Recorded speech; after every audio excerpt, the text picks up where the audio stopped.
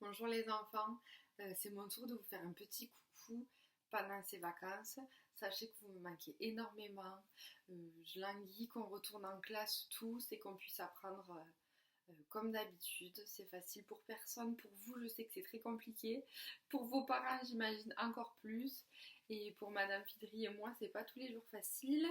Donc on essaye de faire au mieux. J'espère que ça se passe très bien chez vous, dans vos familles, que vous arrivez à apprendre, que les journées ne sont pas trop longues et en espérant que tout se déroule pour le mieux.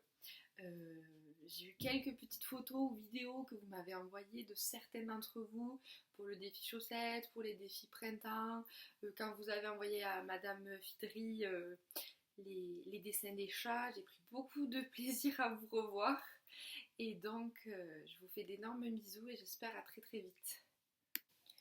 Allez, on va passer au travail de lecture et de compréhension sur le texte de votre manuel Taoki, page 100-101.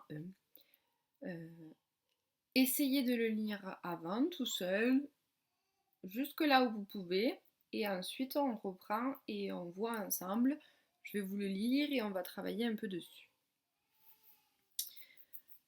Quand vous l'avez lu, essayez de regarder sur la page tout ce que vous pouvez trouver, tout ce que vous connaissez, tout ce que vous avez repéré.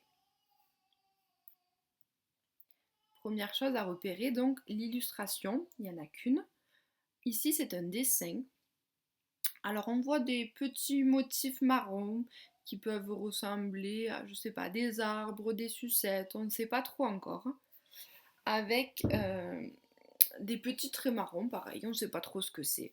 Au milieu, un disque, un cercle avec à l'intérieur plein de petits animaux qui ressemblent à des oiseaux de toutes les couleurs, enfin plutôt bleu, orange, jaune, rouge, gris. Ils ont sur la tête une couronne et un autre un peu plus loin, tout rouge, sans couronne, qui a l'air de partir en les regardant. Le titre ensuite, est-ce que vous l'avez repéré? Est-ce que vous avez réussi à le lire?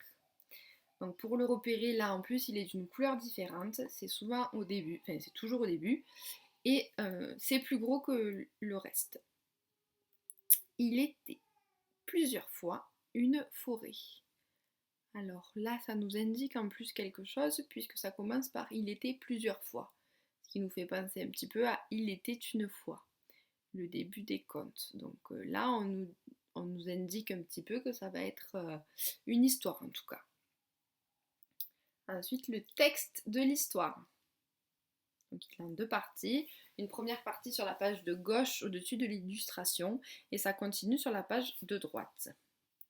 Quand on regarde toutes ces pages, il y a plusieurs choses. On peut même voir qui a écrit l'histoire. C'est écrit là, Elisa Guéhem. Et en dessous, les questions de compréhension.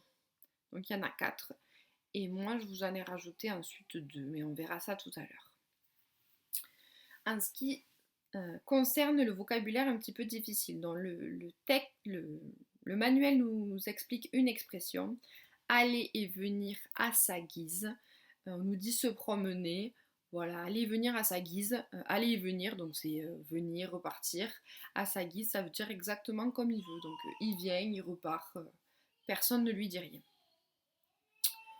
Ce qui a pu vous poser problème à vous, ils le mirent de côté. Ils le mirent de côté, ça veut dire qu'ils veulent, c'est pas trop leur copain quoi, c'est pas trop leur copain, le petit oiseau, ils ont pas envie de jouer avec lui, ils le laissent dans un coin, ils ont pas envie d'être avec lui. Autre expression qui peut être compliquée, c'est il passa inaperçu. Alors par contre, quand il revient, il passa inaperçu.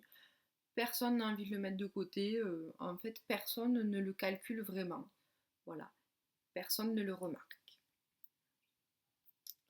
Et toute la forêt l'imita, donc c'est pas vraiment la forêt, c'est les oiseaux dans la forêt. Et qui l'imita, ça veut dire qu'ils font comme lui. On passe aux questions. Donc, première question, que portent tous les oiseaux?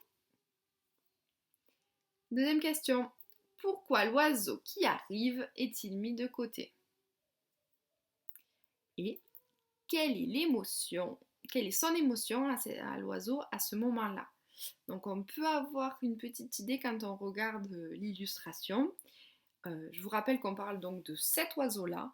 Donc là, est-ce qu'il a l'air fou de joie? Est-ce qu'il a l'air en colère? Est-ce qu'il a l'air plutôt triste? Est-ce qu'il a l'air de vouloir s'amuser? Voilà, à votre avis, quelle est son émotion? Qu'est-ce qu'il ressent à ce moment-là? Avec quoi revient-il? Que peut faire l'oiseau avec le chapeau? Et, à ton avis, pourquoi maintenant il peut faire cela? Pourquoi il ne pouvait pas le faire sans chapeau et une fois qu'il a le chapeau, il peut faire cela? Alors, je te souhaite un bon travail et bon courage.